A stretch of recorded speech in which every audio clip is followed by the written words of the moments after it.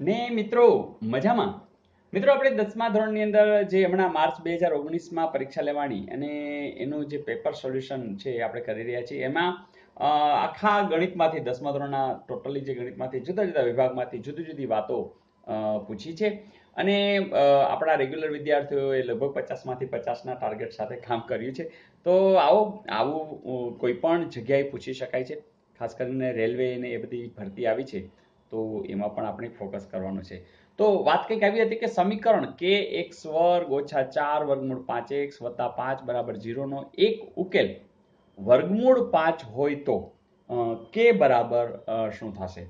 તો મિત્રો આવા સમીકરણની અંદર આપણે એક વાત બરોબર જાણી છે કે જે વસ્તુ શોધવાની છે, જેમ કે શોધવાનો છે, તો બાકીનું એને આપવું જ પડે. જેમ કે એને આપી દીધું કે એક ઉકેલ વર્ગમૂળ 5 છે, ધેટ મીન્સ x ની વેલ્યુ તમે વર્ગમૂળ 5 લઈ શકો છો.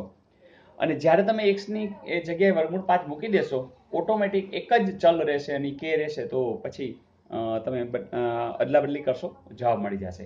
તો જુઓ ਜੀ, અહીંયા આપણે કે x વર્ગ એટલે વર્ગમૂળ 5 નો વર્ગ, તો વર્ગ અને વર્ગમૂળ ઉડી જાય એટલે એ ગુણાકાર છે એટલે આપણે 5 જ લખશું.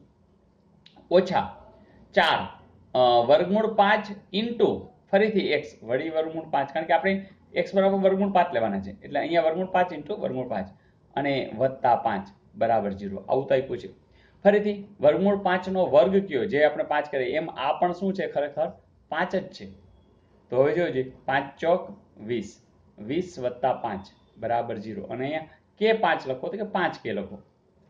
હવે ઓછા 20 વત્તા 5, તો ઓછે વત્તે આપણે બાદબાકી કરશું, 20 માંથી 5 જવા દેશું, 15 રહેશે અને મોટા મુજબ નિશાની એટલે કે ઓછા અહીંયા હતા એટલે અહીંયા પણ ઓછા આવશે એટલે 5 કે ઓછા 15 બરાબર 0. ઓછા 15 નો બાજુ લઈ જાઓ એટલે શું થશે, તો 5 કે બરાબર 15. ઓકે, અને હવે તમને ખબર છે કે 5 છે ગુણાકારમાં છે તો છેદમાં જ હશે, તો 15 ના છેદમાં 5 અને 5 તેરી 15 એટલે કે જવાબ શું આવશે, 3. એવો જવાબ છે, જરૂર છે. તો મિત્રો આવા સમ પૂછાયેલા હું ક્યારેક સ્લો એટલે કરાવું છું કે ઘણા લોકો ગભરાઈ ગયા છે, તો એને આપણે સાથે કરવાના છે અને દરેક દાખલા એને આવડે એવો આપણે સાથે રહીને પ્રયાસ કરવાનો છે.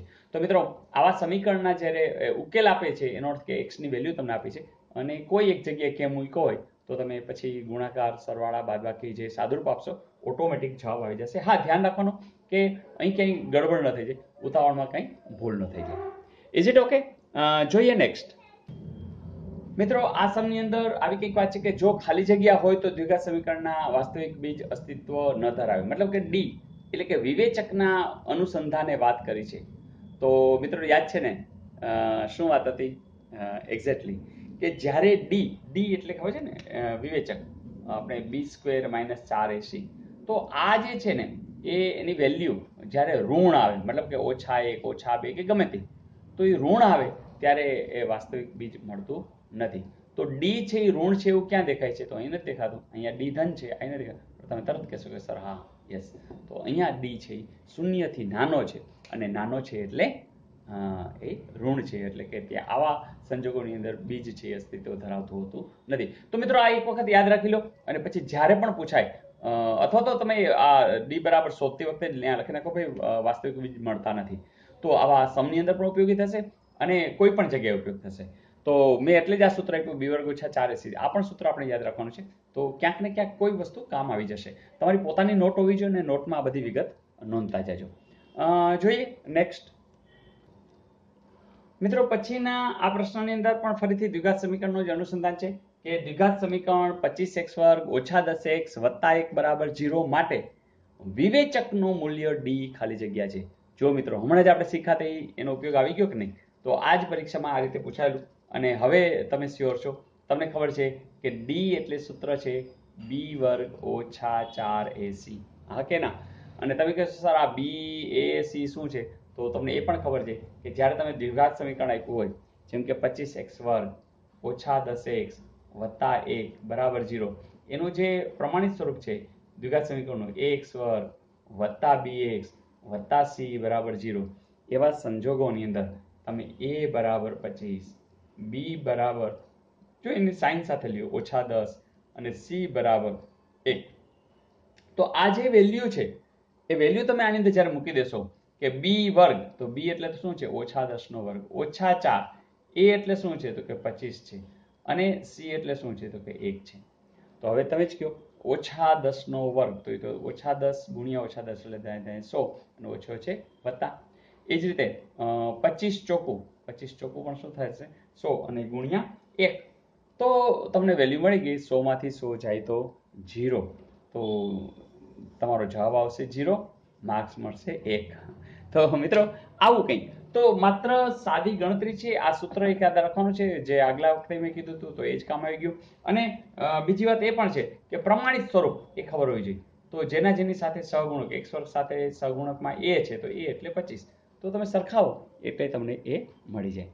તો મજા આવી. તો આવું પણ પૂછાયેલું કે જેની અંદર તમારે થોડી નાનકડી એવી ગણતરી આવે, પણ આપણો 1 માર્ક બિલકુલ જાય નહીં. જોઈએ નેક્સ્ટ. મિત્રો પછીનો પ્રશ્ન પણ જેને કહેવાય કે જ્ઞાન આધારિત છે, નોલેજ આધારિત છે, પણ સરસ છે. દ્વિઘાત સમીકરણ જે આપણું છે ax વર્ગ વત્તા bx વત્તા c બરાબર 0, અને a બરાબર 0 નથી. મિત્રો આ લખેલું હોય કે ગભરાવું નહીં, કારણ કે તમને ખબર છે કે જો એ શૂન્ય હોય ને તો આખું પદ શૂન્ય થઈ જાય, તો પછી દ્વિઘાત રહે જ નહીં, હે ને, bx વત્તા c એવું રહી, તો એ સુરેખ સમીકરણ બની જાય. તો આનો પૂર્ણ વર્ગની રીતે ઉકેલ શોધવાનું સૂત્ર સૌ પ્રથમ ખાલી જગ્યા ગણિત શાસ્ત્રીએ આપ્યું હતું. તો મિત્રો અહીંયા નોલેજની વાત છે કે તમને ખબર હોવી જોઈએ કે દ્વિઘાત સમીકરણનું જે આ પૂર્ણ વર્ગની રીત છે એ કોણે આપી હતી. તો મિત્રો ભલે અગાઉ યાદ નહોતું, કંઈ વાંધો નહીં, બહુ ટેન્શન નહીં રાખવાનું, પણ એક વખત આપણા મગજમાં આવે કે આ તો યાદ રાખી લેવાનું. મિત્રો મારા ખ્યાલમાં જીપીએસસીમાં પણ એકવાર પૂછાયેલું હતું. તો વાત એટલી જ છે કે આ પૂછાય એવું છે, અને હવે પૂછાશે તો આપણો 1 માર્ક રોકડો હશે. નામ છે શ્રીધર આચાર્ય. તો શ્રીધર આચાર્યએ એ જે પૂર્ણ વર્ગની રીત છે એનું ઉકેલ શોધવાનું સૂત્ર સૌથી પહેલી વાર આપ્યું હતું. જોઈએ નેક્સ્ટ. મિત્રો સમાંતર શ્રેણી આધારિત આ પણ બહુ ફાઇન સમ છે કે T3 એટલે કે T એટલે ખબર છે કે કેટલામું ટર્મ, કેટલામું પદ. તો ત્રીજું પદ છે એ 8 છે, સાતમું પદ છે એ 24 છે, તો 10મું પદ તમારે શોધવાનું હોય. મિત્રો સમાંતર શ્રેણીમાં ખબર છે કે દરેક પદ જે શ્રેણીમાં છે એ ક્રમશઃ સરખા જ અંતરે રહેલા હોય છે, સમ અંતર, સરખા અંતર. તો આ દાખલો તમે પણ મોઢે કરી શકો, જેમ કે 7, 4 ને 24 ને 8 ને 16 ને ચોકે 4, 4 ને 7, 4 તેરી 12, એટલે 12 એટલે 24 ને 12 36, તો જવાબ આવશે 36. મિત્રો આ કેવી રીતે થઈ? સાવ સિમ્પલ. પહેલી વાત એ છે કે તમને ડિફરન્સ કેટલો હોય એ ખબર પડી જાય, તો એના માટેનું સૂત્ર છે શું કે જે આપ્યો હોય ને T7 અને એમાંથી T3 એ બાદ કરી નાખો.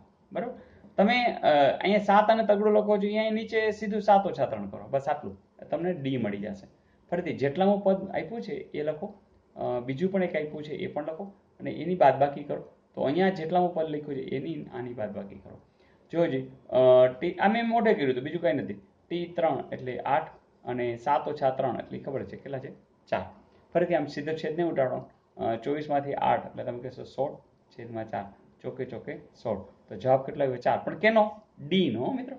એટલે ડી ખબર પડી ગઈ 4. હવે તમને એ ખબર છે કે 7મું પદ 24 છે, તો 8મું માં 4 ઉમેરો, બરાબર, એટલે પછી 9માં બીજા 4 ઉમેરો, 10માં ત્રીજા 4 ઉમેરો, 4 તેની 12 ઉમેરી દો, એટલે મેં ઉમેર્યા 4 2 6 એટલે 36. તો મેં આ રીતે કર્યું હતું, પણ તમે પણ કોઈ પણ રીતે કરી શકો, કે જેમ કે તમને ડી ખબર પડી ગઈ, એ જ રીતે તમને એ પણ ખબર પડી જાય. એ કેવી રીતે ખબર પડે? તો કોઈ પણ હવે ડી જાણતા હો, કોઈ પણ એક પદ લઈ લ્યો, તો એના આધારે તમને એ પણ આને લ્યો અથવા આને લ્યો. જેમ કે આપણી પાસે સૂત્ર છે શું? Tn બરાબર a વત્તા n ઓછા 1 ઇન્ટુ ડી. તો તમે જ્યારે આ લ્યો છો T3, તો અહીંયા T3 છે, a છે, n એટલે તમે 3 ઓછા 1, ડી તમને મળી ગયો છે, કેટલો છે 4 છે. તો જોજો 3 ઓછા 1 એટલે કેટલા આવશે 2, 4 દુ 8, એ 8 આ બાજુ થશે. T3 કેટલા છે 8, 8 ઓછા 8 એટલે એ તમને મળી ગયું 0. બસ. હવે તમારે કોઈ પણ પદ શોધવું હોય, જેમ કે T10, બરાબર, એ એટલે 0 વત્તા n ઓછા 1, 10 ઓછા 1 એટલે 9, અને ડી એટલે તો 9 ચોક 36. તો આ રીતે આ પણ લાંબી રીત છે મિત્રો, પણ થોડું મોઢે કરો, ફટાફટ થઈ જાય, કારણ કે T7 માંથી સીધું T10 જ આપ્યું છે. T121 આપ્યું તો જરાક હજી વિચાર, પણ થઈ શકે. જેમ તમારી પ્રેક્ટિસ થશે એમ આ બધા સમ તમારા માટે ઇઝી થઈ શકશે. તો મજા આવી. તો આવા દરેક સમને થોડાક નિરાત એટલે કરું છું કે 10મા ધોરણના વિદ્યાર્થીઓ ક્યાં ગભરાતા હશે તો એ મૂંઝાઈ ન જાય એટલે થોડા સ્લો કરાવી રહ્યો છે, કારણ કે આ એકચ્યુઅલી 10મા ધોરણના પેપરમાં પૂછાયેલા આ વખતેના માર્ચ 2019માં છે. તો મિત્રો આ વખતે જે 9મા ધોરણમાં ભણે છે એમને ખાસ આ શેર કરી દો, તો એને પણ ઉપયોગી થવાના જ છે, કારણ કે જે બેઝિક વસ્તુ છે એ તો ક્યાંય જવાની નથી. હા, તો કદાચ ઇંગ્લિશ મીડિયમના હોય તો એને થોડુંક 2-4 શબ્દો શીખવા પડશે, પણ બધાને ઉપયોગી થશે ને થશે. તો મજા આવી દોસ્તો, તો ધેટ્સ ગુડ. મજા કરતા રહેશું, મજા કરાવતા રહેશું અને આગળ શીખતા જ રહેશું. અમુક લોકો રાહ જોઈને બેઠા હતા કે સર વલોણું તો એક થઈ જાય, તો મિત્રો વલોણું તમારા માટે રેડી છે. મિત્રો આપણે ગણિત એટલે આમ જોઈએ તો કેવડો મોટો વિશાળ દરિયા જેટલો સિલેબસ છે, અને આમ તો દરેક વિષય માટે એવું કહી શકાય કે દરેક સિલેબસ તો બહુ દરિયા જેવડો હોય છે, પણ આપણે તો આચમન કરવાનું જ છે, અને મજા આવતી હોય તો એમ કહેતા રહેશું કે હજી આવવા દી, હે ને. તો મને ખબર છે તમે ગણિતમાં મજા જ કરી રહ્યા છો, એટલે જ તમારા માટે કે દરિયા જેટલો સિલેબસ અમે ન કહીએ હવે બસ, કારણ કે આપણે બસ કહેવાના જ નથી. મને ખબર છે કેટલા બધા વિદ્યાર્થીઓ કેટલા બધા વિડીયો રોજે રોજ જોયા કરે છે.